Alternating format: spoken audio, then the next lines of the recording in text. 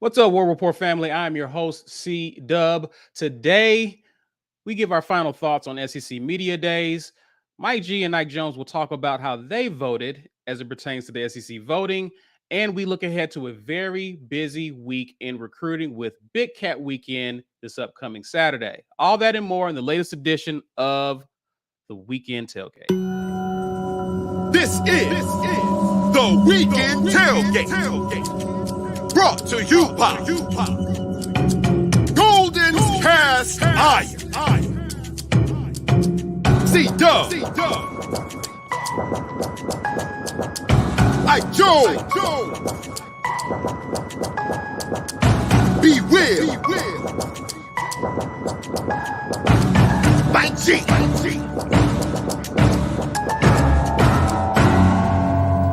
You are now listening to Happy Sunday, everyone, and welcome to the Weekend Tailgate, courtesy of our show sponsor, Golden's Cast Iron. With them, you get to work out, grill out, and chill out. We want to send a special thanks to Golden's Cast Iron for being a sponsor, partner with the War Report, and they have amazing products. So definitely go over there and support them. Speaking of chilling out, we appreciate you guys chilling out with us on this lovely Sunday, warm Sunday, I might add. You can help us cool out by sharing this content on social media, smashing that like button, and subscribing to those of you who just found our channel. Now, you can also get a green name and get access to some dope content that Ike's been working on in the off season. I can tell you how you can get those things. Yep, it's really easy. All you have to do is click the join button, become a member of the War Report. You get all of the great things that we have been cooking up, including film reviews, man. A lot of film out here to be reviewed, and we are reviewing that live now. I know I was off last week at SEC Media Days, but live right now, Jeremiah Wright film review with Ben Grubbs. Make sure you guys go and check that out. If you are a member and you want to gift a membership, you can do that right now from the live chat, and somebody will get a free month of War Report membership on you. YouTube randomly assigns those, so once you give it away, somebody can come and snatch that up. You can get a t-shirt. Doesn't matter if you're a member or not. Hashtag get your weight up right now in the live chat. Sponsored by GWT2 Energy Consulting Services. Make sure your spelling is correct. We'll do that drawing right around the 1 hour mark. And another quick shout out to our sponsor, Golden's Cast Iron. Use code Get Your Weight Up 15% off of their free weights and kettlebells. Code TWR for $65 off of the Kamado grills and fire pits. So if you want to get a little something off your purchase, get yourself ready for tailgate season, or just get your weight up in general, hit up goldenscastiron.com. Use those codes that lets them know the guys at the War Report sent you. Yeah, you know what? Shout out to, if you haven't caught the Fireside chat yet, highly recommend. Big shout to Golden's Cast Iron for sponsoring that. We had Coy Moore, Jay Fair, and Camden Brown on. And it was a dynamic conversation with some great young men about, their experience as student athletes. You guys can always support us by just hitting watch on that video. I saw somebody said they watched it like 5 times. And I'm telling you, that's GOAT behavior. So you want to be the GOAT? Watch our content 5 times in a row. How was that, man? How was that interaction with those guys? Because typically when we're talking to athletes, coaches in a building rapport, it's like this. It's not a more of an intimate type of feel to it. So getting those guys relaxed and just kind of chilling. How was that for you guys? They're fun, man. In the middle of the interview, this insane, like Jurassic Park moth flew straight into my forehead. And Camden Brown, one of the better moments of the show. When I was editing it, I was like, I'm gonna leave this in here. And one of the reasons why I left it in was Camden could not stop laughing. Guys, he was cracking up. We were trying to move on, and he was just like, oh my God, you got smacked in the face with a moth. And I thought it was telling about his personality and the type of person he is. Yeah, man. He's a great kid, man. Like, it was so funny. And I sometimes am that easily amused, but he was cracking up. Coy was kind of looking at him like, bro, you are not laughing this hard over a bug. And it was such a great moment. I'm like, nope, I'm leaving that in here. That is the purpose of these firesides, is to show who they are and their personality. And I think those guys did that. It was great. A lot of you left comments saying, I feel like I know these guys better after that. Go read the comments on that video. And I loved reading that because that was exactly what we were going for there. You get a chance to get these guys around a fire pit. And we didn't want to waste time asking them standard media questions that you can hear anybody ask them. Right. You know, we learned, what did we learn? We learned Coy is the greatest Madden player to ever touch a controller. Right. Apparently. Jay Fair is a TikTok dance aficionado. Yeah, right. And he's trying to give his teammates the sauce on how, I think he's got like 15,000 TikTok followers or something. It's just pretty impressive. Coy is a fly dresser who downplays it. Yeah, right. And each one of them should, I'm not going to give it, if you haven't watched it, go back and watch it. Each one of them shared a personal, this is my why moment. This is why I do it. And it was deep. It was deep. A lot of that stuff was, man, Camden's why was, I mean, I had no clue. Coy, same thing, man. You'd be surprised. I just hope that people come away from that feeling like those guys are people and not just numbers and helmets. Because that's you know, even doing it, that's why we had a relationship with some of these kids before, so we already knew some of this stuff. But we learned some new things right on the spot. I had not heard Coy's story before he told it on the Fireside. So go listen. Send that to somebody. Tag us on. Get on Twitter, guys. Help us out. Share that video. If everybody right now, 141 people went to Twitter right now and just shared the link to that video, it would help us get the message out about these Firesides, because it's going to be a series and we're going to bring you guys more of the content. And the more you share it, the more we're able to bring to you. So Agreed. I hope that it's one of those things where people want to fight for the right to come sit by the fire with us and chop it up. Yeah, for sure. For sure. Listen, you guys have been working tirelessly over the past week or so, starting with the Fireside Chat, but you guys was also up in Nashville for SEC Media Days, giving extensive coverage and just seeing the comments from people who were very appreciative of what you guys were doing. Kyle Sweat, this is an example of it. Great job, guys, on some awesome coverage on Media Days. Can always count on y'all to do good stuff. Y'all talk to a lot of people. I want to ask y'all this. You were there last year. You were here this year. What was kind of the mood amongst media as it pertains to, we haven't seen it yet, but what they perceive to be this year's version of the Auburn Tigers? What was the mood around those guys when you talk to different media, overhearing comments? What you got? Well, first and foremost, Ike showed up in a blazer, so everybody was on notice from day one. This is not a game. I'm here. And we're getting I love the touch with the hat. Like, no matter right, what I got nice. on, you getting this hat. It's getting the hat, man. You got to keep consistency, bro. You got to keep consistency. I thought you was gonna rock like a War Report fedora and like had a specially made. You know what? Note to self. Next year. Going to the store. The War Report fedora. Cam Newton, holla at me. I know you do the custom fedora situations, bro. I need a War Report situation. 100%. Yeah. First and foremost, Nashville's a great city. Yeah. It was an awesome. I mean, well, we didn't get to see much of it because of all the construction, but yeah. I mean, we walked like 3 blocks from the hotel regularly, and we were right downtown. The Hyatt Grand, shout out to the Hyatt Grand downtown Nashville. They were an excellent host. So we were there all week. We were one of the few Auburn outlets that were there all week covering. And to me, this was the last. To me, there was a sense that this is the last year as is. Right, like this is the last year of divisions, and people had a lot of questions about, the end of an era, the end of Auburn LSU every year. I thought the coaches came out for the most part and did a good job, being as candid as they felt like they could be. There were some interesting questions, but the mood was good. I thought the mood was good. It was positive. There's a lot of positivity around the conference this year. It's clear that Greg Sankey. He was Caesar. He declared the superiority and the dominance of the SEC all throughout the week. Greg Sankey was like, "We are the shit, and you know it. I'm paraphrasing him, but he said that in not so many words multiple times. Like, were you able to grab that and caption that? Yeah, like, I mean, and he did call us the everything conference. That was actually something that he said. The everything conference. Yeah, I like that.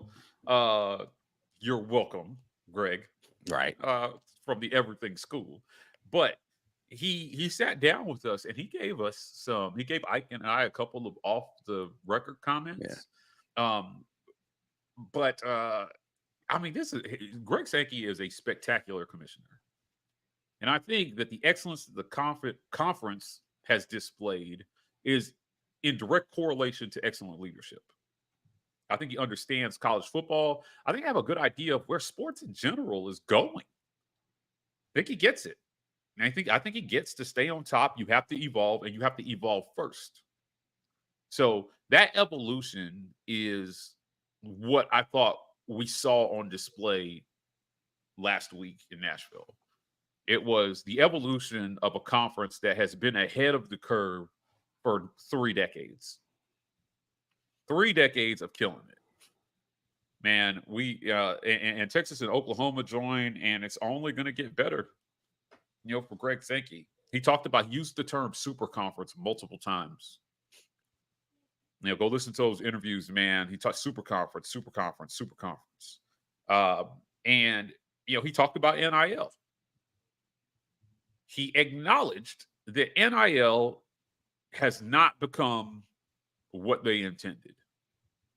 And that there are bad actors and shady characters kind of like they're destroying the spirit of what NIL was meant to be. Understands that they have to get that under control. So I get it. There were some questions asked of old Jimbo that were, around recruiting. It has mostly to do with NIL. Those questions are birthed out of a lot of the uncertainty around NIL. I thought Greg Sankey did a good job acknowledging that there's a problem and saying, where he thought we needed to go as a conference to fix those problems. So I think too, you have some bad enablers to those bad actors too, Mike, behind the scenes. Absolutely. And so to his point, on a federal level, there should be something to address what states are doing individually that some states are not doing. There are a lot of people for and against government involvement in college football, but the way it's headed, I don't know how you keep it. I don't know how you keep it on equal footing. Right. Without one state openly giving their schools an advantage over everybody else by either loosening the rules, and then once it turns into a free-for-all, good luck. Right. They have to get a hold on it. They need some kind of centralized rule around NIL. The problem is that all the antitrust suits and all these things that will happen if they feel like the rules imposed limit the athlete's ability to be able to profit on their own name, they're going to get pushback from all ends. I'm not sure. I don't know that there's a perfect answer to this. I just think the schools are going to have to get right now as it stands. And for those who don't know, I feel like it's okay to say this publicly. In the past, if you wanted to get an interview, you had to go through the school and request the interview. You may or may not get an answer from them, and everybody's requesting those interviews. So they're hard to get. So you're either like an OG who, has some sort of, cachet built up to where you can get those interviews over everybody else, or you just don't get them. With the inception of NIL, once it is an NIL deal, the school can no longer get involved. They can't stop it. They can't say anything. So then that becomes a free-for-all where everybody just saying, hey, I'm going to go throw money at these athletes to get them to come do. With the traditional media, I don't really think that's an issue. Where it comes into play is with the boosters. All the boosters with the super deep pockets that are throwing money around. And it's there are pro-style problems in college football now. I think Greg Sankey was trying to say this week, we have to, as a conference, get ahead of where this is going and lead the charge in terms of centralizing the rules before this gets out of hand. Because we have most of the premier institutions now in our conference. So the eye is going to be on Texas and Oklahoma and Georgia and Alabama and Auburn and LSU, because those are the schools that are winning. You know, look at Georgia's under the man. They're under. I don't know if they've been this used to being under the eye of scrutiny as much as they have been. But they're winning back to back national titles, and now everybody's watching everything they do. Right. They're paying for players. I mean, we've heard it all. They're enabling rapists. So I got to say grapist on YouTube. Grapist? Okay, I'm sorry. Right, and SA, and like, right. Yeah. But I guess my point is that with as much excellence, because he talked about how many different teams have won the college football national title from our league as well, too. That's something that he's always touted. Even going back to the BCS. You know, you've got Auburn, you've got Florida, you've got LSU, you've got Alabama, you have Georgia that have all won national titles. And I don't think any other conference can claim that. 5 different national title winners over the last 20 years. Who else can claim that? Nobody. So he's saying that the eye of NIL scrutiny is going to be on the SEC more than any other conference, because that's where the conference is winning. And every time some team comes from the back of the pack that's not Georgia or Alabama and wins it all, they're going to be like, they cheated. They paid. And you have to be ahead of this, because it's only going to be more of it. Yeah. So it's a lot of scrutiny, Caesar. I thought that he did a great job addressing it. Let's pivot and talk about Auburn's head coach, Hugh Freeze, and just kind of the mood around him. Your perspective in terms of how he did on Tuesday. You know, there's a question about, did he win media days? How did he do? He, in my opinion, approached media days like he's been here before, which he has. And he knew to get in, get out, not create much ruckus, say what needs to be said, done. But you guys were there. What did you see from Hugh Freeze, and what impression did he make on you guys as you observed him on the podium, and as well as handling questions and interviews? Yeah, I think Hugh Freeze did what he needed to do. I don't think he gave anybody any additional ammunition. He didn't address things that he felt like didn't need to be addressed, and he addressed everything that he felt like needed to be addressed. I don't think he was trying to win media days. I think he was trying to be a non-story. He was just like, let me get in here and not be. I don't want to be what people are talking about coming out of media days. He subtly displayed the confidence that he has in himself without trying to over project the confidence he has in his team going into the season. Like, we got a lot of work to do, but also at the same time talking about how he invites the opportunity to play the best teams, which is something he said since his introductory press conference, right? Like, he's not shied away from the fact that we're going to have to measure ourselves against the best teams in this in college football every single season, and we welcome that opportunity. I think he did a great job. He was the guy that was just flying under the radar, coming in. Let me for what it could have been. I think he got out of there unscathed and did a good job of just, let me say what I need to say and get out of the way. That's an intro. I had not thought about it that way, but I think it's absolutely true. He came and made himself a non-story. He did not want to be the center of media days. He didn't want to give some explosive quote. He just wanted to get in there, say, hey, I'm Hugh Freeze. I coach Auburn. We're here. See you guys in August. Yeah, I like the way he handled the questions about, whether or not whether or not Greg Sankey was blocking him from coming back into the conference. Greg Sankey talked to us about that. Like, he did. He just basically was like, listen, man,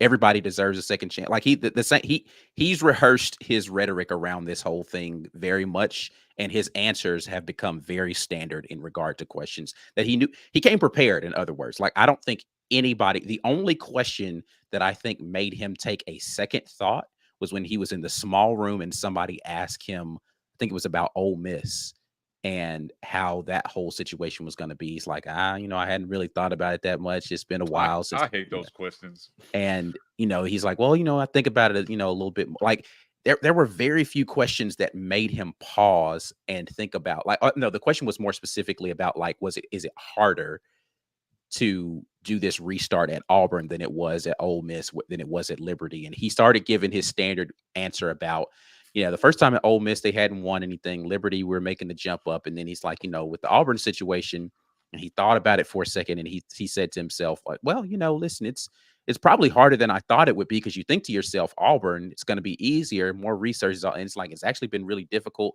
New NIL, like the landscape has changed in college football so much. But that's really the only question I think he didn't come prepared to answer. I think every other question, like they ran through with him, like, you might get asked about this, you might get asked, and he had an answer like ready for every single one of them. No pause, no whatever. Let's just get to it and get out of the way. And even the question about, to that point, Ike, it was an honest response and fair answer, because it's hard to grasp what the SEC is today with 2 new big time programs coming in next year. Mm-hmm. You have a perceived new leader of the pack in Georgia, NIL, transfer portal. Other teams are improving within our conference and are no longer pushovers that we're accustomed to them being. It is a different league from when from where it was when Hugh Freeze left the league, when he left Ole Miss. Yeah. So he hasn't coached a game yet. So it's difficult to say if this is an easier or tougher rebuild here at Auburn, because it's not the same SEC that it was when he left. Right. Yeah. Listen, he totally tried to dodge my question about Robbie and Peyton. And he went on like a 3-minute rant about the offense. And then before he could move on, I just kind of yelled out, Robbie Ashford, Peyton Thorne. And then he kind of went into it. Said, hey, we brought Peyton in. I don't remember exactly what he said. I probably remembers more than I do. But, he feels like there's great competition in that room. And, he also said that they've got to narrow it down. You can't get 4 guys reps. They've got to narrow it down to 3 pretty quickly. Then eventually 2 and find a starter. So I think that you've got a pretty good battle that's going to be going on this fall between Robbie and Peyton. And, I think if, you're Robbie, you have to prepare yourself for multiple scenarios to play out this fall. But I'll be interested to see what he does there at quarterback. This is going to be something I talk about repeatedly as the season goes on. And not just because it's Hugh Freeze, but because at Auburn, it just seems like of all the schools that have recruited as well as Auburn has since, 2010, the lack of consistently finding producing good quarterbacks, it is a little shocking to me. I don't know why it's so hard here. Why has Auburn struggled so much just to produce quarterbacks? Second team all SEC guys. I don't get it. I hope that's the thing that Hugh Freeze brings to Auburn, because I think the way college football is going, that's what guarantees that you are a consistent winner. Produce at quarterback consistently. Pick the right guys, man, and develop the guys from that position. It's just been so disappointing. And then whenever they can find one, it's like championship. Everybody's talking championship. Almost to the point where it's like, no matter who's around those guys. Jarrett Stidham, Nick Marshall, Cam Newton, Jason Campbell. Hell, even Brandon Cox had an 11-2 season. So, whenever they can find a good quarterback, Auburn has seen success, and Hugh Freeze is a quarterback guy. So I just hope, he can deliver on that front. I think Auburn fans are in for one hell of a good ride if he can do that. For sure. Yeah. You asked earlier, C, about like the media perception around Auburn at media days. And I think one of the things that was, I was purposefully trying to be like fly on the wall situations. And so like media all eat in the same area. And so I would just be in there and I'm listening to conversations at other people's tables and I'm walking by and listening to what other people are talking about when it came to Auburn. There is a feeling that Robbie Ashford still has a good chance to win the starting job around media outside of the Auburn sphere. I don't know kind of, I'd have to like stop and have conversations with people, but to hear the talk about the quarterback position, people outside of Auburn still are thinking Robbie Ashford's got a good shot at winning this. And I don't know if this is confidence in Robbie or a lack of confidence in Peyton Thorne, but it exists in narratives that are going on outside of the Auburn sphere. Is it because of a familiarity type of thing? Because I'm sure, and we'll talk about that when we get into the voting situation. About I'm sure part of it has to do with we've seen him play in this conference and they weren't watching, Michigan State play ball, and so if the only familiarity you have with a guy is whether or not you recognize his name before he arrives there, then Peyton Thorne's not going to jump onto anybody's radar just because he transferred into Auburn. So yeah, I think it's interesting that those conversations exist in that way around Robbie Ashford and his chances, which I think is good. I think if Robbie Ashford took time to get outside of the Auburn bubble, then he would be able to project a little bit more confidence in himself and not be feeling, because the constant bombardment, if you're a guy and all you ever hear is it's this other guy, it's this other guy, it's this other guy, it might make you feel like, well, dang, you know what I'm saying? But then you get outside of that bubble and you realize there are other people who are kind of actually rooting for me in this situation or think I have a good shot. Maybe it'd be a boost of confidence to him to be able to hear that sort of thing. But it definitely was. And I'm not talking about one person. I'm talking about multiple conversations that I overheard because again, you're in media row. We're sitting next to more than one radio row personality, right? And I'm hearing conversations happening with them and the guests that they're bringing on, and they're all talking about who was up at the podium today. And Robbie Ashford's name came up a lot, man. And do you think that part of that, before we move on, do you think a lot of that has to do with what Hugh Freeze has done with QBs versus the situation Robbie was in last year? That I think that's fair to say. And I think that was prior to Peyton Thorne coming on board. Correct. That was the excitement around Robbie Ashford and Hugh Freeze. That pairing was the ability for Hugh Freeze to elevate his playing ability within the scheme and the system and what he had done previously with quarterbacks as far as exceeding what the expectations were for that quarterback and their performance within even the SEC when you go back to his days at Ole Miss. So there was that excitement about that. And you couple that with the reciprocal of that excitement by Robbie himself being excited to work with Coach Hugh Freeze and what was happening in the spring, right? I think that is probably more of the airspace that exists for media outside of the Auburn sphere.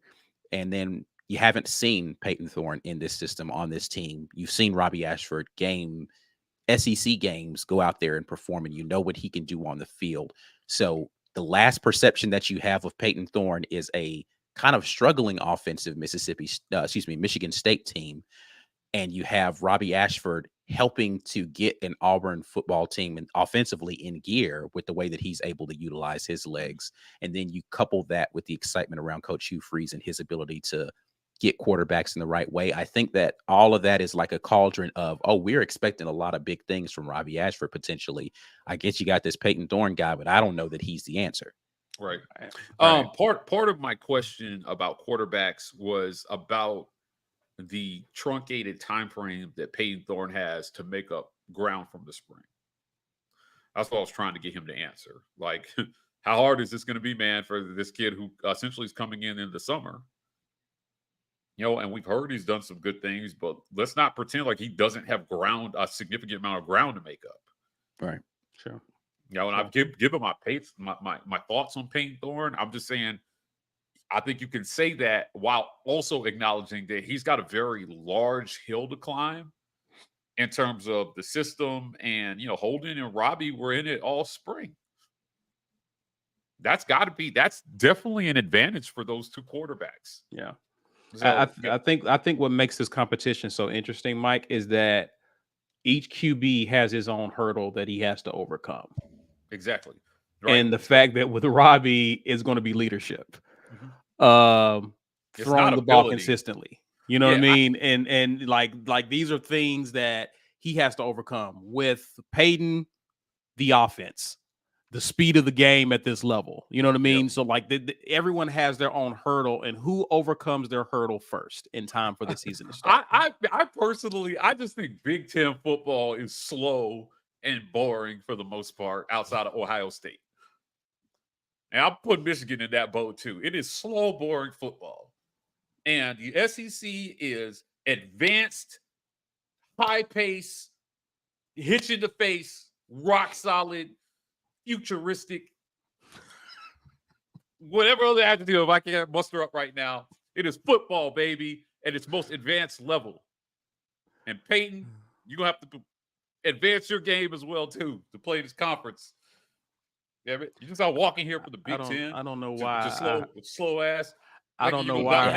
I don't know why. The Big Ten plays big boy football. I'm when he was describing the SEC, I don't know why I heard Future's voice say sensational. I don't know why. Sensational. But go ahead, Mike. I'm sorry. I was done. That was a silly rant. I'm just saying. I think it's different type of football, and dynamic quarterback play definitely wins the day in this league.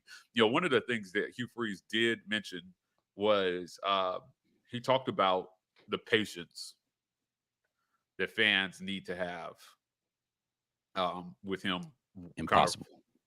Rebuilding the program. Good luck with that. He talked about, he acknowledged, who's at the top of the conference, and that it is definitely work to catch up to those guys. So they've got to do that in a multitude of ways. He talked about, part of my question was about the offensive system and how him and Montgomery are doing, melding their systems together to try to put something together that people don't know what it is. He almost made it sound like that's still a work in progress, even though they've made strides there. So I know from the spring that Hugh Freeze felt like advantage Auburn because nobody knows what the system is going to be. And they tried to keep it under wraps. And if you watched the Fireside, those guys talked about how they played slower in Brian Harson's system because it was very, very intricate and complicated. So go back and listen to the Fireside and listen to those guys talk about their excitement about playing in this system because they feel like they can play fast in this system. This is pretty close to what Jay ran in high school, right? Yeah, it's almost the exact same system. Yeah, all these guys. There's some advanced other concepts with it, but it's a very similar system what they ran in high school. Yeah. So I got excited about that. Players saying, "Hey, man, this thing is going to be way more fun." And that's what you want to hear your players say. And, that's how they should talk about their offense. Yeah, we're going to have way more opportunities. Coy said that he felt like there were 2,000-yard receivers in this room last year. And we acknowledged, well, you guys didn't really get 1,000 yards worth of opportunities. And those guys feel like those opportunities will be here this year. And I think that is super exciting. So if anything, if you're an Auburn fan, you should look forward to an offense that will clearly have taken a step forward from what we've seen the last 2 years. Great. Both from a passing standpoint and a scoring standpoint. And from scoring, I just don't know. I don't know how it gets much worse. Yeah, for sure. So, listen, before we get to the comment, grab the comments and then we'll get to the break. But a funny moment for me personally was when y'all were talking to Takeo Spikes. And he was talking about linebackers, and he kept mentioning DeMario Tola, and I was like, "Who's going to do it? Who's going to tell him?" Yeah, who's? I wanted to, and I was like, I don't want to correct. I don't want to get sacked. I don't want to correct Spikes. Man. Who's going to do it? Correct. Yeah. Now, I knew it was burning y'all up inside, but at the same time, I was like, "Who's going to do it?" And I'm watching this video, rolling laughing at YouTube because I'm like, I know why you didn't. Because here's the thing. none of what he said is incorrect. It just isn't going to translate over to the season. Like, he still said things that were right about why it's important to have a guy like that in the locker room. It's just that he's not going to be the guy, right? But I was like, I dare you. I dare you. Do it. Anything. Anyway, let's grab some of these comments. Let's get to the break. Again, thanks guys for the laugh. Oh, you know what? I forgot. Like, after that Roll Tide War Eagle documentary, at the end, like the lady Ike that was like following them from ESPN, like she was escorting each interview. I thought it was I felt awkward because she was staring right at us the whole time. But I wanted him. I was like, can you just look straight into the camera and give us a War Eagle? Right? Like, I wanted it. I wanted him to give us that soundbite, just like he did on that documentary. But I was too scared to ask. I was scared to ask. I understand. I was a little scared for y'all watching it. So, you know. He was a great guy. He was great. He was awesome, but you know, I get it. Eric Pearson says the preseason polls are slanted and unfair. We will have to win 4 to 6 games before we even make the top 25. Listen, let me tell you something. Preseason polls are such a waste of space. I get it. It gives us something to talk about, but ultimately, you know, I think it used to matter when you was in the BCS era. Like, it was very important because that's how we got screwed out of the undefeated. Yeah, but I think now that you have so many, things in place to really acknowledge teams that are good and are competitive, they have an opportunity to get in there. Is it fair to say they'll matter? I mean, even less after there's a 12-team playoff, right? Even more so. Or does that to matter a degree? For those I mean, teams on the back end, you have the opportunity to at least prove yourself. You may not like where you are when the playoffs begin, but you at the very least aren't left out of the conversation. You're not watching it unfold. I just don't want to hear anybody talking about how they got screwed because of their seed once it's the 12-team playoff. If you're one of those I think teams, it matters more if you're not a team like Auburn.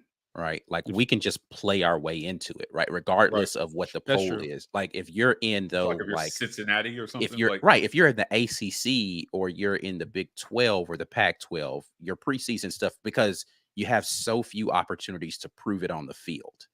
SEC teams have a chance to prove it on the field. We could just go out there and win our games. And what are you going to tell us? So if you only lose one game in conference, they're putting you in the 12-team playoff more than likely, right? Like, you're have the opportunity to make it matter on the field.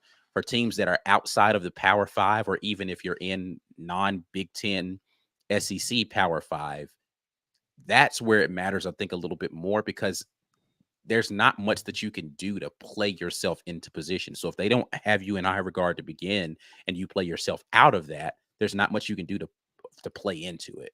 You can go undefeated in some of these Group of 5 conferences and it won't matter. It'll just be like, okay, that was cute, but you still might be on the outside looking in. Or if you're the second or third team in Pac, ACC, Big 12, you might be on the outside looking in.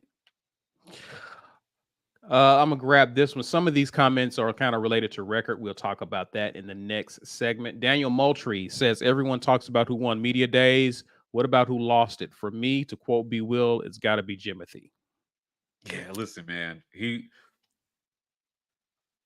There's a way to handle certain things with grace. You can diffuse things with humor, right? Like, when you're asked a question that you can't answer or you don't like, there's a way to handle it. And I thought he did a lot of projecting this week. If any one person lost media days, I think it was Jimbo. Yeah. I think Lane Kiffin's hair lost media days. Just, it was very interesting. You know, hair gel sponsorship. I will say the opposite about Jimbo Fisher that I said about Hugh Freeze is that he did not come in there and he didn't sound as if he knew he was going to get certain questions and he had a really good response for it. I think he was trying to be honest in his answers, but because when he starts to talk, he doesn't sound measured in his talk. It's almost as if it's just this word vomit of whatever comes up, comes out, and he's trying to find the words. it makes it sound as if this answer is so much worse than what it is. Like what he essentially said when it came down to the offensive conversation is the same. Like if we just dissect it and we peel back the words and you get to the essence of what was said, he said the same thing that Coach Hugh Freeze said in regards to offense, which is it's always a collaborative effort of what's going to be happening with how we call plays. And every now and then I might jump in and call a play, but I trust who I hired to come in here. That's why I hired him as the offensive coordinator. They said the same thing in essence, but the way that Jimbo Fisher said it made it seem like, why are you asking me who's going to call plays? Like, I mean, we're not going to talk about that right now. We're just going to get in here. We're going to, and when we get into the game, because this guy's a good play caller. He does, but I know what I'm doing. It's like it's almost as if this rapid deflection of the idea that he's going to have to give over the clipboard, and it's like, bro, because you didn't know people were going to ask you this, right? Yeah, you hired a former head coach as your offensive coordinator. And like, who's arguably better than you at calling plays. Yeah, I mean, who has definitely also coached the Heisman winner in the last 10 years. I mean, technically, they both coached Heisman winners, in the last 10 years. Yeah. But I would say Petrino definitely has more recent success. And that's, again, Coach Hugh Freeze acknowledged that. He was like, hey, at one point in time, I think I was one of the best play callers in college football. I don't know if I can say that. That's recently. That's impressive to me, Ike. And you're not coming off of you're not coming off. So am I? I think I was in response to my question. It was. Yeah. I was impressed with that for a coach who wasn't coming off the hot seat or something like that. You know what I mean? Like for you to acknowledge that, and there's so much goodwill around your offense and around you as an offensive mind, is pretty.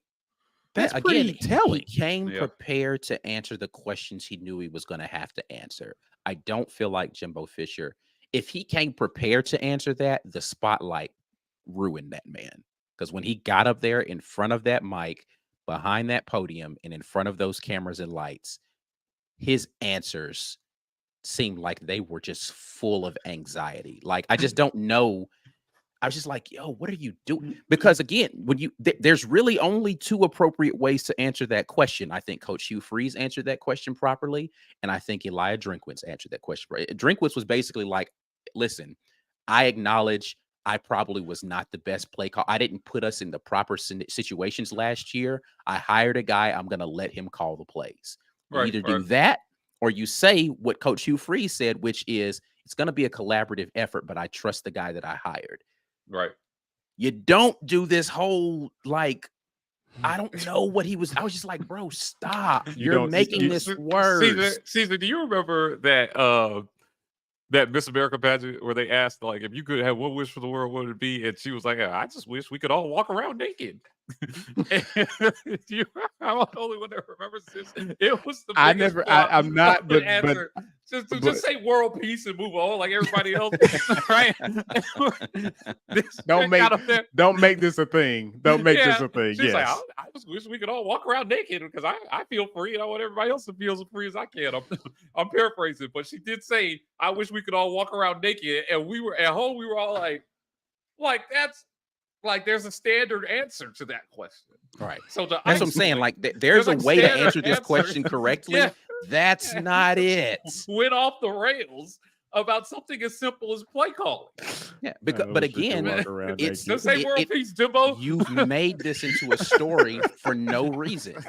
There's literally, like, I get it. I understand that he doesn't want to say Petrino is going to call plays, and then mid-season he has to pivot off of that. Right. But there's a way you can say that and not sound like you're reluctant to have to give over play calling duties. And I don't know why you guys are asking this question. Like, bro, like, you're telling me you haven't figured this out by now? What you guys are going to do? Who's going to call plays? So weird. What the process is going to be for this? Yeah. And it's not you realize fall camp is about to start. Right. And you haven't figured out who's going to be calling plays for your football team. Hey, as a team that plays them in listen, about I 8 weeks, still are trying to get it. I hope he still feels that way. Yeah, that question was not out of pocket. It was not out of pocket. So him to respond the way that he did was baffling. It was mind-numbing to me. I'm like, bro, come on. Okay. I didn't hear it. We're gonna. I'm gonna ask. Give y'all this one. I didn't realize how horrible A&M school song was until he marched on stage. Yeah, listen, there was a way they were playing all the schools like songs that they all sounded awful while I was there. When Saban walked up, he made a joke. It was so bad, he made a joke about that was a hell of an intro, right?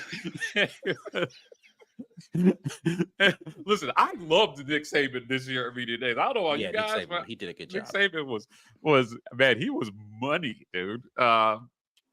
I don't know a lot of Auburn fans are gonna like me saying that, but I quite Nick Saban enjoyed. did a great job. Yeah, Nick Saban at Media Days. But yeah, to this point, it all sounded awful to me.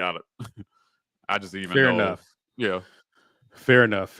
Well, listen, we're gonna stop, pay some bills, guys. But before we do, we appreciate you guys hanging out with us. Share this content on social media. It's been a great conversation so far. Help people to get in on the discussion. Smash the like button. It helps us with the YouTube algorithm, guys. Please be sure to do that and subscribe to those of you who, hey, maybe you did find this clip because someone shared it. Now take the extra step and subscribe. We're just going to pay some bills and acknowledge our sponsors. This edition of the War Report is brought to you by our generous sponsors. AuburnSports.com. For news and notes on all things Auburn Sports, head over to AuburnSports.com. Harmon Mechanical, a heating and air company offering premier service to the Auburn area and surrounding areas. Give them a call at 334-219-0717 or head over to their website at harmonmechanical.com. Let them know the War Report sent you. Harmon Mechanical. We're there when you need air. And our giveaway sponsor, GWT2 Energy Consulting Services. If you want the best in the business at restaurant logistics, head over to GWT2Energy.com. Thanks as always to the sponsors of the War Report. You can quasi-sponsor the War Report by becoming a member.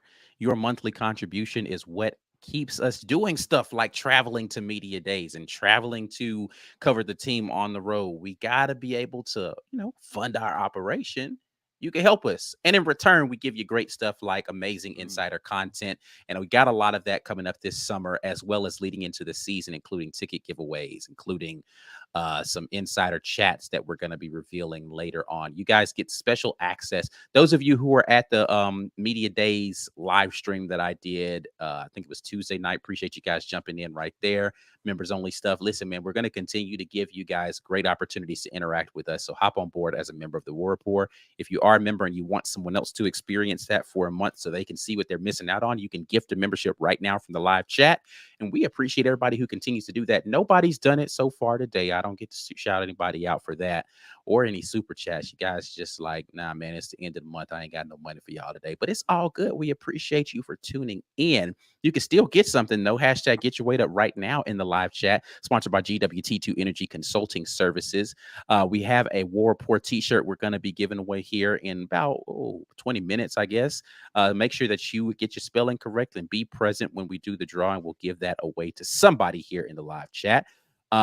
If you haven't found out already, the Pod Network is live. The College Loop, who I've seen some guys from the Loop in here in the live chat today, Up-Tempo Podcast, and the Auburn Express, all podcasts under the War Report Podcast Network. Check us out anywhere that you listen to podcasts, and you get the audio-only versions of some great content. And then another quick shout out to Harmon Mechanical. Make sure you guys check them out if you're in the Auburn area. 334-219-0717 for your heating and air needs. Harmon Mechanical is there when you need air. Gentlemen, let's go ahead and pivot and begin talking about the conclusion of Media Days with the voting. Yep. Let's start with the East. And, do you guys, I guess you guys can kind of give kind of an overview of how you guys voted. By the way, ladies and gentlemen, Ike and Mike, yours truly of the War Report, participated in the voting. Weird. I want you guys to talk about how you voted versus the outcome as displayed here. As you can see here, Georgia, number one, believe they had a total of 2,011 points here in terms of voting, in terms of the poll here. Tennessee right behind them. South Carolina, Kentucky, Florida, Missouri, Vanderbilt In parenthesis is how many first place votes each team got. Correct. What is going on with Vandy getting 8 votes? Clark Lee, the salesman out there, making people believe. Because they got some votes last year, if I'm not mistaken. They They got got some votes last year. Since media days was in Nashville, did they get home field advantage in the vote? That's a good point, Mike. That's a good point. You're there. welcome. That's a really good point. Yeah, I mean, I think this went about the way that most people would expect it to. Georgia's going to get the overwhelming majority of the votes. Tennessee was the team that looked closest to them last year. They came in second place. South Carolina and Kentucky being 3 and 4 in that order, I think is maybe a little surprising. That a lot of belief in Shane Beamer and what he's got going on. I think the end of the season last year for South Carolina has people believing that they'll be able to do a little something going into next season to keep that momentum going. Florida, Missouri, Vandy. I'll be honest with you. I actually had the last two reversed. I had Missouri in last place in the East and Vanderbilt in 6th place. And a lot of it had to do for me with the lack of belief that I have that Missouri is going to have their quarterback situation figured out. When you listen to Elijah Drinkwitz talk about the revolution of their offense and what they're going to need to do next year, they lost some productivity. They had 2 dynamic receivers last year. One of those guys left in the transfer portal. I don't know that they made up for it. And he does not. Right? Yeah, it was. I can't remember his name, or I would have said it. But he transferred to Georgia, I think. I think so. But I just don't. I don't think that they know what they're going to do right now at the quarterback position, and they weren't great there last year. He didn't seem to project a lot of confidence in Brady Cook. He talked about his competitiveness, but not necessarily any confidence that he was going to be the guy for them. But yeah, the East went just about how I thought it would go. I actually am one of those people who thinks South Carolina is going to end up with a better record than Kentucky in the East. So love it. Thank you.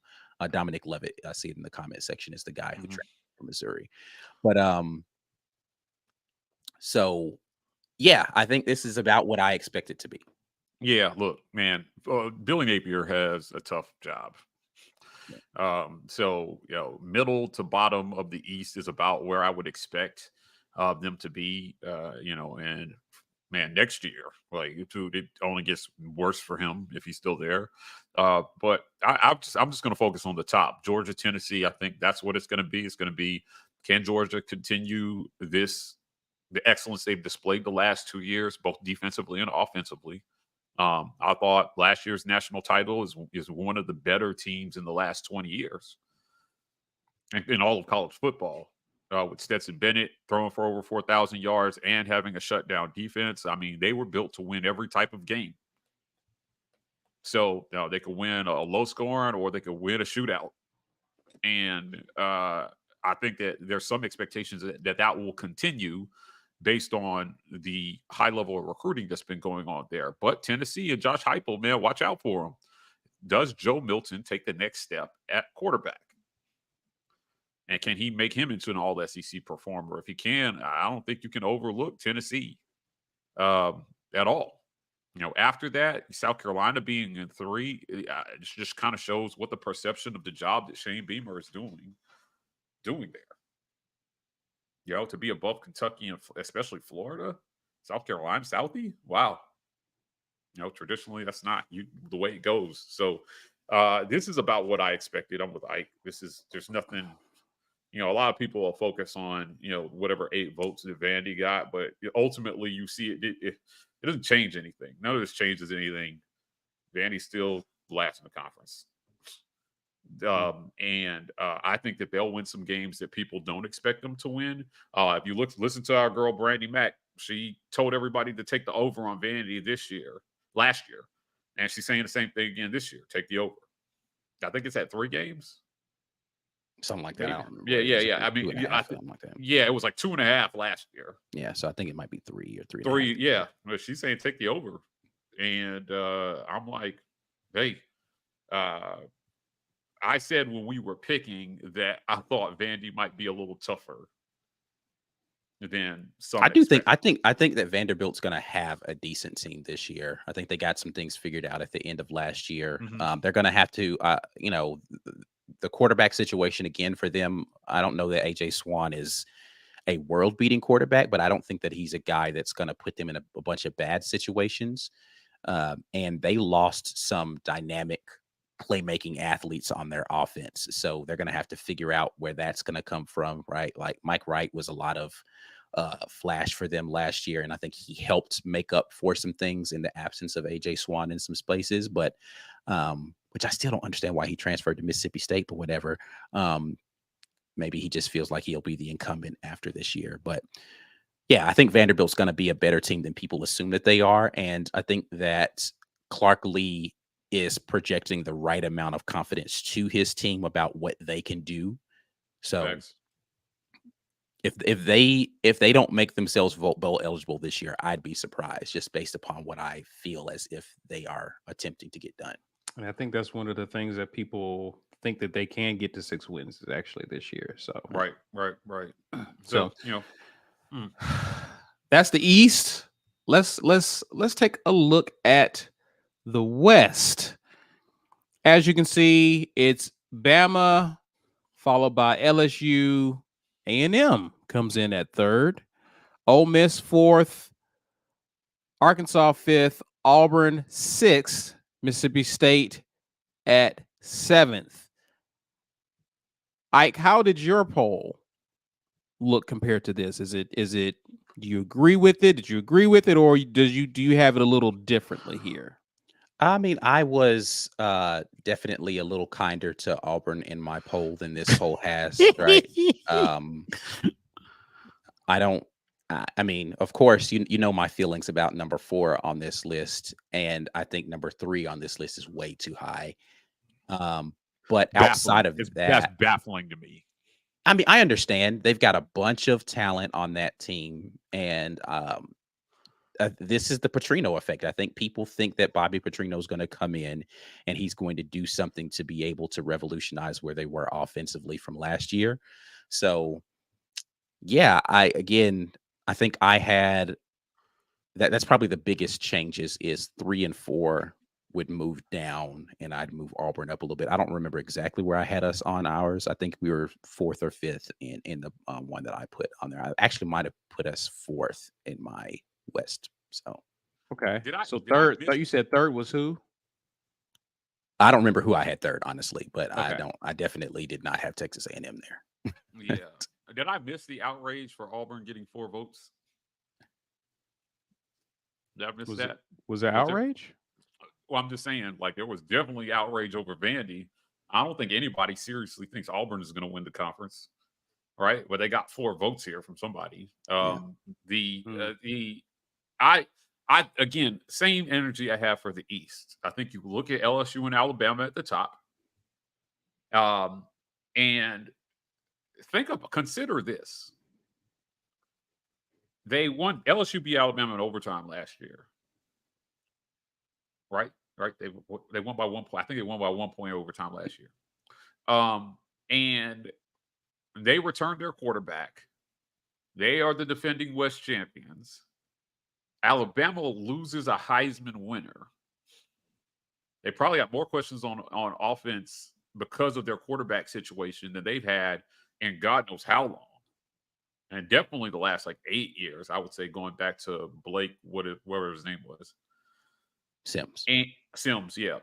And Alabama still got an overwhelming number of the first place votes. It's pretty close between. Well, yeah, they did, but it was the points and whatnot is pretty close between them and LSU. There was a lot of people who felt like LSU, you could flip flop LSU and Alabama this year. Yeah, I mean, I'm just saying, this feels like the bias that this is why, to me, these polls aren't serious. Sure. This is part of why these polls, to me, aren't that serious. It's just there's an automatic, let's just vote Bama 1 every year. Yeah, I mean, I think they've earned a little bit of the benefit of the doubt, but to your point, I don't know how much honest evaluation went into that. It was just kind of like, oh, it's going to be Bama. I mean, come on, I mean, you literally hear people say stuff like, well, Bama's not going to be that again this year. So like your assumption is 2 years in a row, Bama's not going to lose the West. So, Last year was an aberration. right. Yeah. They didn't lose. I mean, because every now and then they lose the West, but then they bounce back the next year and then they win it. So their assumption is 2 years in a row, Bama, Nick Saban coach team is not going to lose the SEC West 2 years in a row. Bama's got to be it. Yeah, I don't like, listen, I think Brian Kelly is a decent coach and he returns his quarterback. I did get I asked him, hey, listen, same way I asked Kirby last year, what's the deal with quarterback? Are you like, because a lot of coaches try to sell, we've got a battle going on quarterback. Nobody's spot is guaranteed. You can lose your job. And he said, essentially, in not so many words, there's no way Jane Daniels, short of injury, is not going to be their starter game 1 versus Florida State. So, I don't know. Like, I just would have given LSU more of the benefit of the doubt based on what they did last year and the pieces they returned. So, if they were to believe they evolved any amount from year 1 to year 2 under Brian Kelly, this I thought it'd be a little closer than this. But whatever. Texas A&M. I don't disagree with Ike's stance on this. I just don't. I mean, I get it. They have talent, but what has Jimbo done there with that talent since he's been there? I mean, I was on after what he did with Kellen Mond, I was like, maybe, and Brian tried to talk some sense into me. I didn't want to listen. And now I'm all the way over, right? Like, B, if you're listening, I agree, bro. No faith in Jimbo. I don't care who he hired. I think he'll find a way to mess it up. Yeah. Which is why people asked him questions about play calling. You gonna give it up? What kind of CEO are you gonna be here? You gonna be a micromanager or are you gonna delegate truly? Because I don't know how well Petrino's gonna do with a micromanager when it comes to offense. So I just have my questions. I just have my questions about Texas A&M. I get it. There's a ton of talent there. But similarly to my comments about Auburn, finding a quarterback seems to be really, really difficult at some schools. And without it, you can be really, really bad despite having a ton of talent. They were historically bad last year. And Ike and I went over the numbers on a segment we did just recently where it was like, man, they had a great defense. They had one of the best defenses in college football. But their offense was so bad, they couldn't make a bowl game.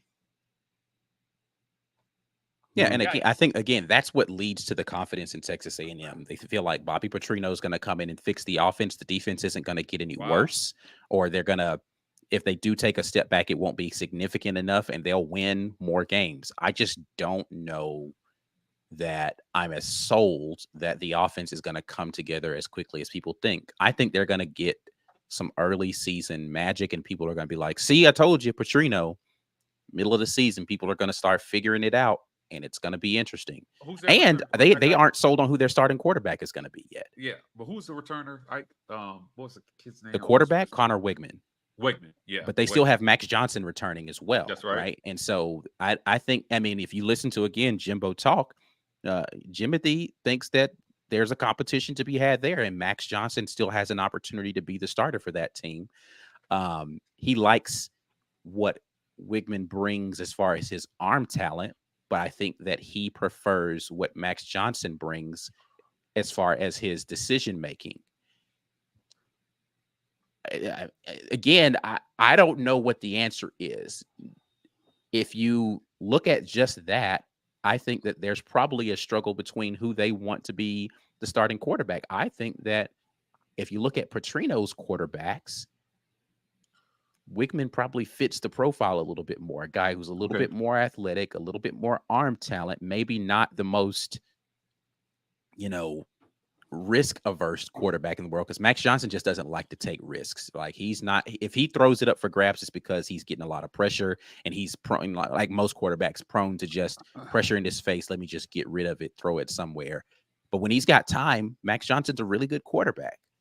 Question is whether or not they'll have that offensive line figured out. I just don't know that they're going to be humming on all cylinders offensively to put them in the place where they should be number 3 in the SEC West.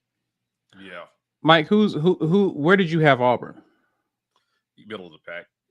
Middle of the pack. So middle 4. Yeah, like it's just middle of the pack. It's where I expect them to be. Not in front of Alabama or LSU. Obviously, Hugh Freeze has acknowledged the talent gap, but yeah, I think that they can finish reasonably anywhere between 3 and 5. I don't think Auburn is a bottom 2 team in this conference. No, I don't think. I mean, that's a hard sell to me that they're a bottom 2 team. They finished 1 game short of a bowl game last year, and things were a complete disaster. They take any steps forward this year. If quarterback is a little solid, I mean, if they improve passing yard numbers and points per game, any, I mean, I think it could be +2 wins. And I don't think you can be plus. Now, mind you, we've had years where like 13 out of 14 SEC teams have made bowl games. But I don't think that if Auburn improves by 2 wins year over year, there's no way they win 7 games and they're a bottom 2 team in this conference, in this division. I'm sorry, no way. A 7-win Auburn is not bottom 2. Is that even possible? Is that statistically possible for them to win 7 games? Would be 6th or 7th? No, I mean, I don't think that many teams in the West could win 7 or more games. In the East, maybe, I think, right. but in the West, it's tough. I think it's going to be hard in either side, just because you play everybody in this side. So you win your non-con, which we have Cal and the 3 cupcakes. So you get 4 of those, right? So you'd have to win 3 other games. The only way so you'd have to win 3 of these 6. You'd split, 3 and 3, the teams here, and then you'd lose to Georgia and Vandy, I guess. I don't know how you get there. And then if everybody goes 3 and 3, not everybody. I'm thinking. Well, I'm just saying, the only way that you get to be the bottom 2 is that everybody has to get the same or close to the same number of wins, and the head-to-head have to go in the wrong direction. So I don't think that would work out that way. That everybody's somebody's 5 and somebody's 6 and 6 or 5 and 7 or something like that. Gotcha. Right. All right, guys, gentlemen. Let's talk before we get to the drawing. Let's talk all SEC. Few members of the Auburn football team were voted all SEC. They are as follows. I guess the number is the team, I'm assuming, right, Ike? Yeah, 3rd team. So if they're 3. Jarquez Hunter, 3rd team, DJ James, Nehemiah Pritchett, Oscar Chapman, and Alex McPherson is 3rd team all SEC. So 1 offensive guy, 2 defensive guys, and 2 special team specialists. Thoughts on this, gentleman? DJ James is being absolutely disrespected right now. Yeah, I just don't understand how you look at how that young man has performed and you have him 3rd team, right? Like, I could get maybe 2nd team just because, again, it's a lot of name recognition stuff, and you get Kool-Aid that everybody thinks is going to be this great guy. There are some dynamic defensive backs in this league. I just don't get how you think there are. How many? Let me see how many defensive backs were in each thing. If it was 2, then you're telling me that there are 6 guys better than him. Oh, yeah. Hold on. Wait. I've got it right here. So on our actual ballot for defensive back, you get to choose 8, but I'm saying how many actually made it. So 1, 2, 3. There are 4 on each of the teams, right? So they put safety and cornerback into a defensive back collage, right? Right. So you're telling me that you think that there are 8 DBs in this conference better than DJ James? No. Yeah, I don't. Again, that bias, right? And this is my problem with this voting, and why I say these things are very unserious. First and foremost, you got to know there's so many names on there, and I think a lot of the people voting don't know what a lot of these kids have done because they don't cover those teams. So unless you had a lot of success last year, they're not seeing players They're not going to vote for players who they don't know on teams they don't cover that probably had good stats but were not on a winning team. So those Georgia and Alabama players almost get voted in by default from a lot of the media members who don't cover those teams, and the name doesn't look familiar. To us, it would be ridiculous for anybody who votes to not know who DJ James is. Right. But in their world, it's possible a lot of the people who voted don't know may not even know who he is. For real. If you watch college football, that sounds ridiculous. But I'm telling you, this is why, to me, these polls are unserious, and outrage over them should just be taken lightly. I think specifically outrage from anybody who participated in the polls. Like, you understand when you're there what this is, Right. and that's why I say, honestly, it's difficult, man, to be a voter for any of this stuff, especially if you're doing like national voting. You can't tell me you've looked at tape and evaluated all of these players to tell me who is the best, most dynamic player. Like, you have to whittle it down.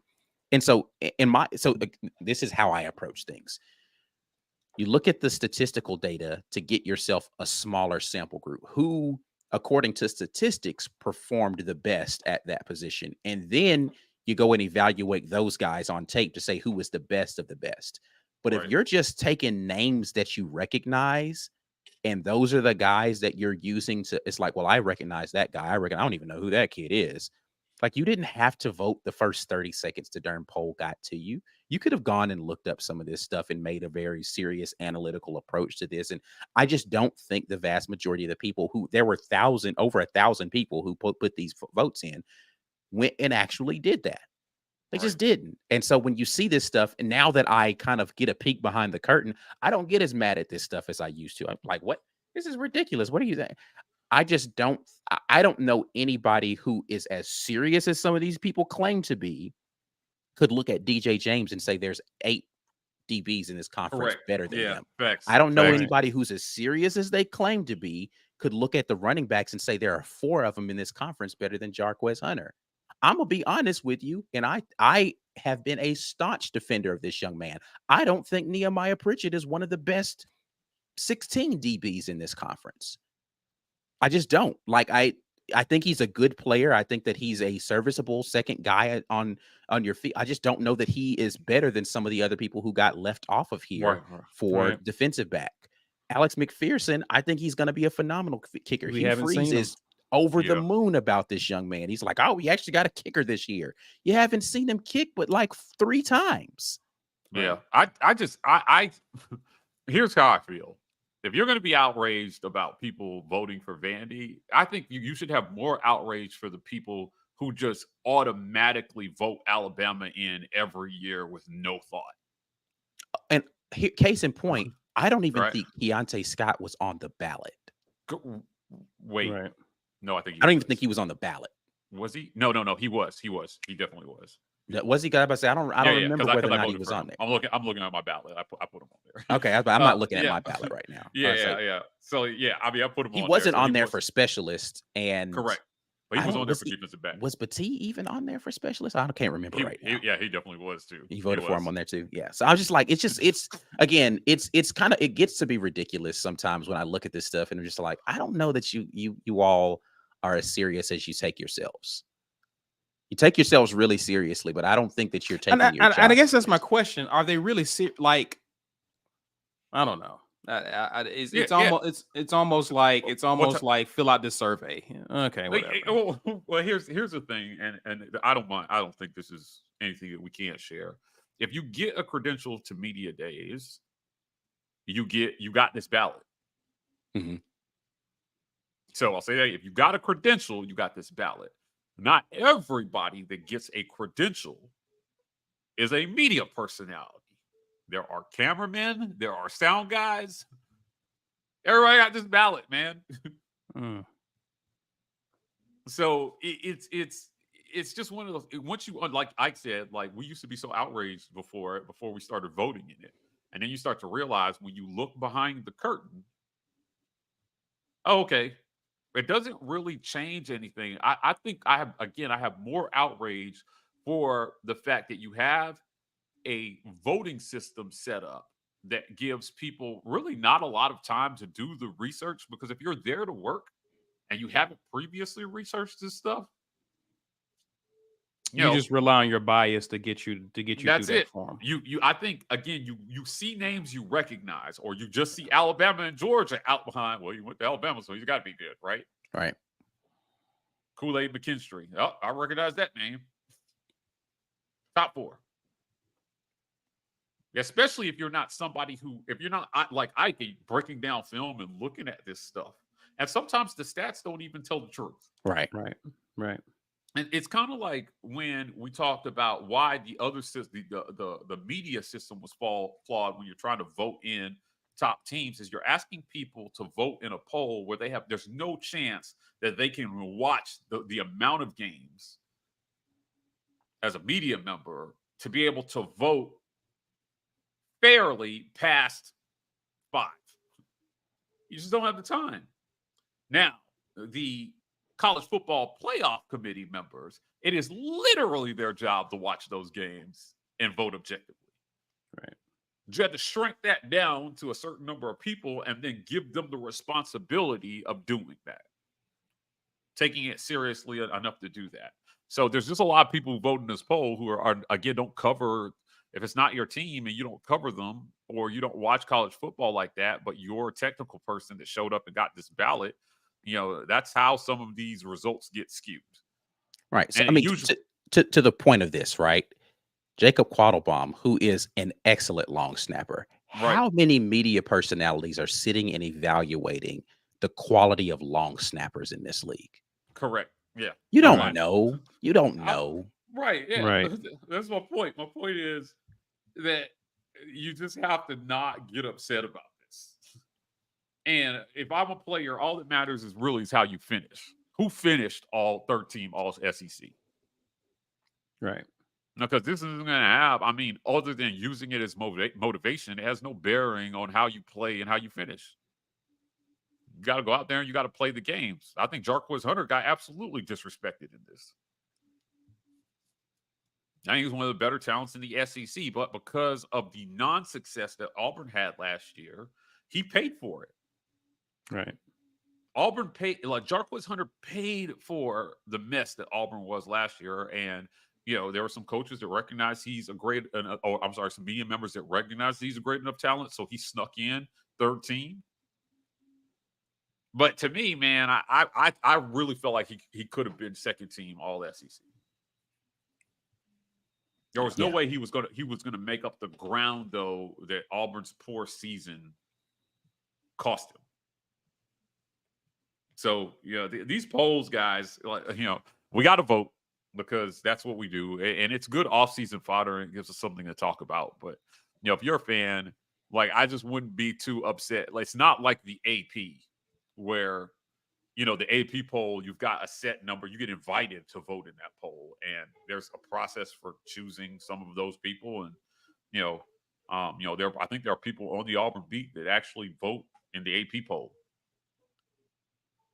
But still, I think there's a site where you can go and look at everybody's ballot to see how they voted for both football and basketball. To see how they voted, and some of these ballots, I'm telling you, are so weird, man. Yeah. We saw it. I think it was last year in basketball. There was a certain person who was voting Auburn in a certain place, and we was like, "Are you serious right now?" So yeah. So to me, I think these kids, have an opportunity to just go out and prove a lot on Auburn. Speaking of Auburn, to go out and prove a lot of people wrong. And if they have any measure of success, what you should be looking for is whether their names end on this list. Doesn't matter if you didn't start on it. All that matters is that you end on it. Yeah. Good talk, gentlemen. Listen, what we're going to end up doing is giving out a prize, because we're getting ready to do the drawing. And we're giving away this t-shirt courtesy of GWT2 Energy Consulting Services. Hashtag get your weight up in the comments. Ike's ready to draw, and we're drawing. Who's it going to be? Yeah. Who's it going to be? Caesar might like to give y'all time. Y'all had an hour and 20 minutes. Mez Milliner. Mez Milliner, are you here? Are you here? That's definitely a new name for me. Congratulations, but you got to be here. So please be sure to comment. Let us know. Guys, be looking out for his name in the comments. If he doesn't show up, y'all know the drill. We will redraw. So continue to drop the hashtag until you see his name appear. Grab some comments from you fine folks.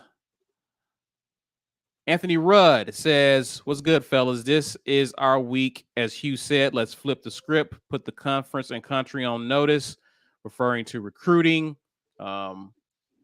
Obviously, you have the 5-star linebacker, DeMarcus Riddick, out of Chilton County High School. Clanton, Alabama expects to, even though he's currently committed to Georgia, he's going to announce his new commitment. Maybe he does stay with Georgia, but a lot of people are favoring him to actually flip to an in-state school, either Alabama or Auburn. Auburn likes the ground they've made up over the past few weeks. Bama has been assumed to be the leader as of right now, but you just never know with these recruiting stories that we won't know until the kid actually says who. But I think this would be huge considering this kid is expected to be a big cat. And if he does actually make it to Big Cat as a result of his decision, I believe it's this Wednesday that he announces. So we will definitely be there to cover that as part of the midweek report, as well as previewing Big Cat weekend and the growing list of participants who are expected to be there. So more on that as this week unfolds. P-Pass says my prediction is 11-1 and a rematch for the SEC championship game versus Georgia. Neuter the dogs twice. Oh man, neutering is punishment. It looks abuse. Is it okay if it's Georgia though? Yeah, I guess. Okay. All right. Mez Milliner says he is here. So congratulations, good sir. What we need for you to do is email us business@thewar report. We need your shirt size and your physical address, and that shirt will be coming your way. Congratulations. Thanks again for supporting and watching, and enjoy that shirt. Also, Daniel Moultrie gives his. In my opinion, he has Georgia in the East, followed by Tennessee. He has Florida third. Hey. Followed by South Carolina, UK, Mizzou, and Vandy. In the West, he has LSU. Actually, I think that I actually put LSU number 1 on my ballot too. So, okay. Followed by Auburn, followed by Bama. Spicy. Ole Miss. When was the last time Bama finished third in the SEC West? I do not know the answer to that question, but that would be interesting. Was that since Saban's first year? Third or lower, I guess, because, yeah. Wow. Okay, he has Bama finishing third, Ole Miss fourth, Arkansas fifth, A&M sixth, Mississippi State seventh. If A&M finishes sixth, guys, is that the end of B. Will's jokes towards Jimbo? No, they will continue until the end of time. After he is fired and he's coaching Florida Atlantic, B will bring up Jimbo and make sure everybody knows that he is less than nothing. But yeah. Paid in Full says Batty made the list first team as a specialist. But not according to this email that I got from the SEC. I saw it somewhere. Yeah, I kept saying I saw it too. Yeah, unless they have put some sort of different thing out. I got an email from after SEC Media Days, and I'm looking at first team. Yeah, I'm looking at the same specialist, email. And his name is not on here. So I don't know. Where did the email come from? From the SEC. Yeah, from Mr. Yeah, from the guy. Okay. Yeah, this is directly from the SEC preseason media polls. His name is not listed on here, so I don't know. I mean, to Paid in Full's point and to Mike G's sentiment, like I said, you guys said that y'all saw that. I saw that somewhere, and I can't remember where I saw it. Yeah, but I don't know. But again, if that's coming from the office of the SEC, then Yeah, right. But he was on Phil Steele's list, first team All SEC. Oh, okay. There you go. I'm about to say, Yeah. it wasn't from the media poll. So I don't remember even looking at Steele's list. I just remember seeing his name. probably a graphic floating around somewhere. that has Yeah, it. right. Probably. Everybody's If got you're a on list social these media. days, Yeah, for sure. It was for sure. BGB. Yeah. Chris Dixon says, any new news on Big Cat? We will definitely do another preview where we look at the list of those expected to be there. Also, It's we will happening. definitely have some more news in terms of DeMarcus Riddick's decision, and if we expect him to be a Big Cat as well. We'll definitely bring in someone who covers recruiting to kind of answer your questions. So definitely check out our midweek report as we discuss that. Thanks again, Chris Dixon, for commenting. College Loop, our family says the hat and suit combo is always heat. Coming from a fellow hat fanatic, Dylan. Dylan loved that look, Ike. So kudos to you on that. Good to have you on with us, Dylan. Appreciate you commenting. Luke flexed on him a little bit. He showed the custom. The cufflinks. He had the inside of the jacket. I was like, all right, noted, bro. I'm saying.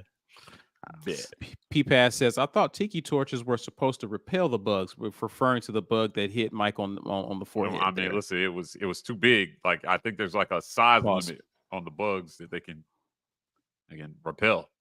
That thing was huge, man. Yeah, I guess when I make an appearance, I got to be mindful of that. Watch out. It's hard out here in these streets. Haley Tubb says, I'll be disappointed if we aren't accused of cheating. That means we are winning if we get accused of cheating. True. Well, it'll suck to be accused of cheating and you're losing. I'm losing. Yeah, I was going to say. So I'll go with you on that, Haley. Right. It does mean that people hating on you. That's basically what she's saying. That you're Texas A&M. You cheating and losing. Yeah, that's right. That's right. It's true. They're it. That's yeah. Right. They didn't win the damn thing. Yeah. Wow, that's right. That's right. James Barnett says that Mike G, as it relates to QB, have we ever had a good QB developer? Could that be the reason? Yeah, I mean, we've had some guys who profess to be, but I think that Petrino was a good QB developer when Auburn had him in 2002. He just didn't stay. And beyond that, Al Borges had some success, obviously, with Jason Campbell. Gus initially had success with Chris Todd and then eventually Cam Newton. It just wasn't sustained. It's just, I guess, man, we're just not seeing any sustained success from those guys. And the multi-year guys, it feels like, have always regressed in year two. So, having a guy be good and then be better the next year is something that Auburn has not really become accustomed to. And I look forward to the day that Auburn has 2 years as an incumbent that did well enough that he makes, first or second team all SEC. And he is actually one of those names that gets recognized on this ballot as, hey, he had a great season last year. He made waves last year. So it's an automatic vote at the top of these polls. It's hard when your team doesn't have the success because nobody's paying attention to you. All they remember are the failures, and then you pay the price for that unless you really just stood out on a losing team statistically. Yeah, and I see some of you guys commenting in the comments. Brad Brownie mentions Petrino. He mentions Borges. We did have good QB play when they were here for sure. But you got to think about how long it's been since those guys have been coaching on Auburn sidelines. So, our historian Wesley Hilson, he says last time Bama finished worse than second was 2010, the championship season when they finished fourth. That was because they lost to LSU. It was a 10-3 season for them, I think. Yeah, they lost to LSU. They lost to South Carolina too, right? South Carolina, LSU, and then us. Auburn, yeah. And then they beat the brakes off of Michigan State in that bowl game. Yeah. Yeah. Okay. Yep. I think it was a 10-3 season for them. Appreciate that, Wesley. James Barnett.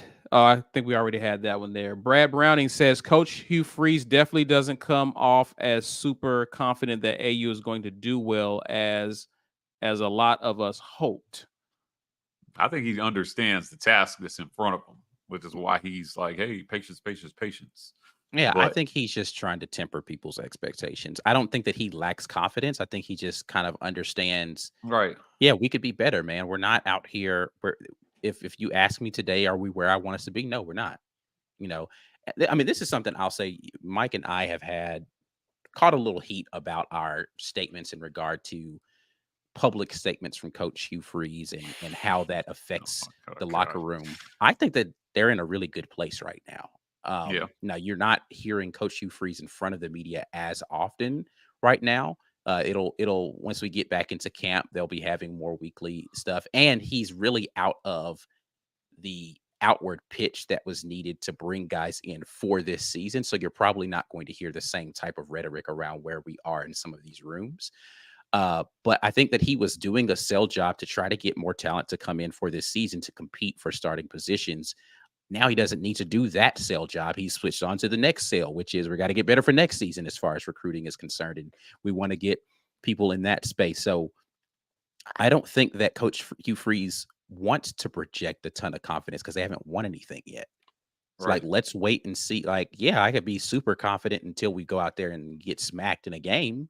Let me wait and see where we are on the field. Let's put it together. We're scrimmaging internally. This is another reason why he wants to do an actual scrimmage against some other team. Let's see what we've got when we're not playing against our own guys so I can really evaluate what I have. I don't know yet. All I know is I like this guy. I like where he is. I like where his progression is, but we'll see Sundays. He said the same thing about Alex McPherson. He's like, yeah, maybe I finally have a kicker. Now we'll see when he actually kicks the ball on Saturdays. But in practice, he looks good. Right. There's no reason for him, like the confidence. I think that, and this is the same thing I talked about when I talked about Robbie Ashford and existing within the Auburn bubble, is that I think unfortunately, a lot of fans exist within the Auburn bubble and they are looking at Auburn get better in a vacuum. They're saying to themselves, Auburn got better. And Coach Hugh Freeze said this perfectly. Do I believe that we improved our football team? Yes. I think that Auburn is a better football team than when I first walked in the door from a talent perspective. But he said, man, these other teams got better too. So did I make up did I close the gap on these other teams? I don't know the answer to that yet. We got to go play football to find that out. Right. A lot of fans see Auburn improve and say to themselves, oh, we're better than we were last year. We're definitely going to have a better record. But you're not taking into account the fact that other people improved too. So you don't actually know the answer to that until you play a couple of football games and you say, oh, we didn't just get better. We got markedly better in these areas that were contributing to losses for us. We're not putting the ball on the ground as often as we were. We're not throwing it to the other team as often as we were. We're not having a bunch of pre-snap penalties. We're not going out here and giving up a bunch of third downs when we shouldn't be. We got better in the areas that lead and contribute to W's, and that means we're a better football team. From a talent perspective, absolutely better. But are we a better functioning team? Don't know the answer to that yet. That's my frustration, I think, with the automatic votes for some teams at the top of the conference, right? Like, if you're looking at Bama, you know other teams got better. Right. Right. But you're also looking at them and you're thinking, I'm not sure how much better they got. Right. And that's why I thought the gap between them and LSU would be just a little bit closer based on what we saw. On the field. Bama's getting a big benefit of the doubt, right? Bryce Young carried them the last 2 years. Yeah. And that guy is gone. Nick Saban said that himself. He was like, I think last year the media thought we were going to be great because you got these two great players. You got Will Anderson, Bryce Young coming back for another season. People automatically assume you're going to be better. And now they automatically assume, hey, you got stuff that you got to figure out because you don't have those two guys, because you don't know the names. Because historically Bama has reloaded at certain positions and they just expect them to just continue to do. And that's where Ike was talking about they're getting the benefit of the doubt. Yeah, I'm like, no, he went out and got a transfer from a major school. And a guy who transferred in that nobody particularly is scared of. Nobody saw them go and get that young man out of Notre Dame and said to themselves, SEC West, beware. They got Buckner, or Buchner, however you pronounce his name. Nobody immediately was like, yeah, Bama's got one. That kid from Notre Dame who couldn't win the job, he's the one. They've been Nobody producing said them out that. of high school, right? And they've had a pipeline at that position. And then this spring, their quarterbacks did not overwhelm anybody with their performance. And Saban was like, let me make sure I have another option here just in case. Now, is Jalen Milroe potentially still a very good quarterback? Possibly. Maybe he comes out and he kills it. I'm Again, just saying. I think what y'all are seeing is the Dayball, Kiffin, Sarkisian run. You're seeing Bama running into a dry spell with his QB/coordinator/talent on. You're seeing a dry run there. I've said that this is probably the most unimpressive haul of coordinators that Saban has hired. Correct. Now I'm not a Steele hater. I think he's a decent coach. But I took heat for this statement when I was like, hey, this is the first time in a long time I think that Saban has hired a coordinator that I think has almost zero chance of going on to be a head coach from this position. Well, he was being the offensive coordinator was being mentioned in the Northwestern situation. I wanted to ask Nick Saban that question, whether or not he had heard about that, but they didn't call on me. I was going to definitely put him on the spot with that. So I'm like, I mean, do we know? Like, Kevin Steele probably has yelled really rat good poisoning defenses. at you and went on to the next question. But go ahead, Mike. I might have just told you straight up. That's a dumb question. I'm not answering that because there were two reporters who got that heat from him this week. Yeah. But I don't know, man. I just think if you're looking, the coordinator thing, Caesar, is an interesting point in terms of did they get better at coordinator? Yeah. Did they get better at the coordinator positions? Now, Pete Golding, I don't know anybody was screaming at him for him to be a head coach, and he took a lateral position and moved it to Ole Miss. Right. But it's possible maybe they're on the decline there as well too. So without the excellent minds behind the players and the question marks with the players at those positions, I just don't know why there's not more doubt. And clearly, I'm dealing with the offensive side of the ball for sure because again, they were operating at almost the apex of offenses when they had those coordinators, and there's only one other place to go but down, right. And it's clearly they're probably in a downward. I'm not saying they're in a spiral, but they're not where they once were, and I think we're seeing them have so many questions at the QB position, given the talent that they've recruited over the past several years. I think it's evidence of them being in a bit of a decline from that coaching standpoint.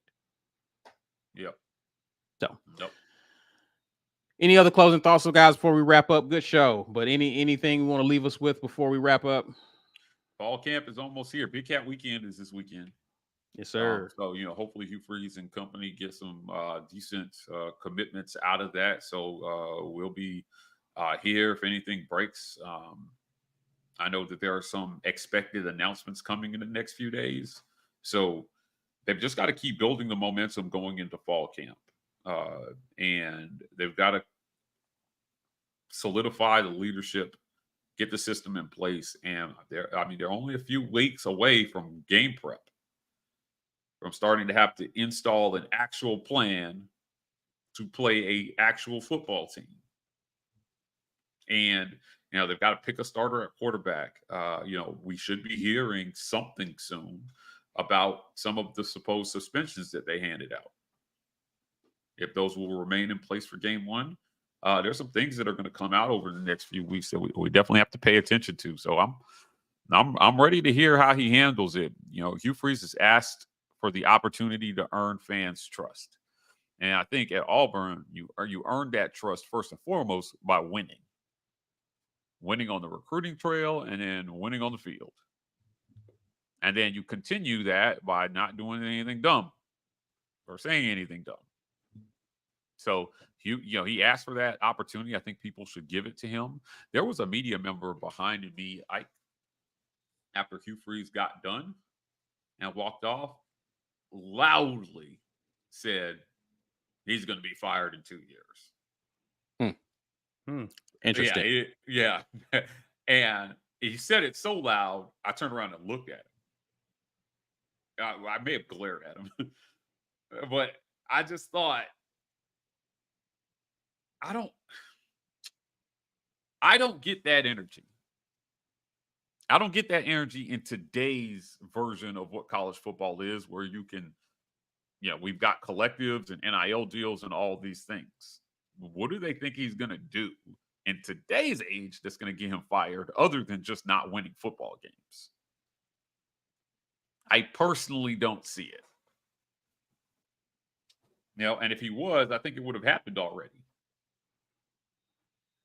In between the time that he left Ole Miss, which was 2016, and 7-8 years later. Is it different? Is your does moving to Auburn make your behavior different? Does the gravity of the position, change your character? I think whoever he's been over the last 7 years that stayed out of trouble is who you should expect him to continue to be. And the assumption that he's not, I don't think is fair at all. 7 years is enough time to change patterns of behavior, if you ask me. So we'll see. And I just didn't get it. The guy openly, I forgot what outlet he was with, but it was like, he'll be fired in 2 years. And I'm like, man, okay, I know where you voted us. Don't have to guess about your ballot, buddy. You've already decided that the coach is not going to be here in 2 years. Yeah, those biases are real. It is, but I think Auburn is a lot different now. You could say that, and Hugh Freeze talked about alignment too. That's a big part of president, AD, coaching. They're all on the same page for once, and so I think having that with the support behind this head coach, him understanding this league and what it takes to succeed, him understanding recruiting, upgrading his roster. There's really nothing to indicate that that's going to be the case. Right. This point forward. So I'm excited to see what he does in year 1. But good show, good conversation. Tell the people how they can support the War Rapport. Simple. Hit the join button, become a member. Green Name Gang, stand up. We appreciate people like Wesley Hilson gifting memberships today. So thank Wesley if you got a new membership today gifted. If you want to be like Wesley and gift the membership before you get out of here in the live chat, you can do that. Let someone get a free month of the War Report on you. TWR Network, the Pod Network is live. The College Loop, thank you for being in the live chat today. College Loop, Uptempo Podcast, and the Auburn Express, all there for you all to listen to great pod content. To get your morning started off right, tune in to one of the 3 podcasts, or all 3. I don't know how long your commute is, right there on the TWR Pod Network. Special shout out to the sponsors of today's War Report show, Golden's Cast Iron. Use code, get your weight up to 15% off of kettlebells and free weights. Code TWR gets you $65 off of a fire pit and a Kamado grill. And as always, Harmon Mechanical, there when you need air in the Auburn, Alabama area. Hit them up. HarmonMechanical.com. 334-219-0717 is how you can set up your initial consultation via phone. If you didn't get a chance to win something today, you can hit our store at thewarreport.com. Shop with us. We appreciate those who have continued to support us with merch purchases. All of that goes into this lovely pot that allows us to continue to bring you all this wonderful content. We have plenty more coming for you this week. And some of the free ways that you can support us, guys, is simply hit share on this video, guys. Share it on social media. Help people to find our content. Smash the like button and subscribe if you're new to the channel. Go out to our social media. Same place that you're sharing this, IG, Twitter, even Facebook, and share this content, or find us at the War Rapport. You can also find us on TikTok at TW Rapport. That's it for now, guys. We will see you in the morning on Monday with the morning drop. Until then, guys, enjoy the rest of your weekend, your Sunday. And as always, War Eagle. War Eagle. War Eagle.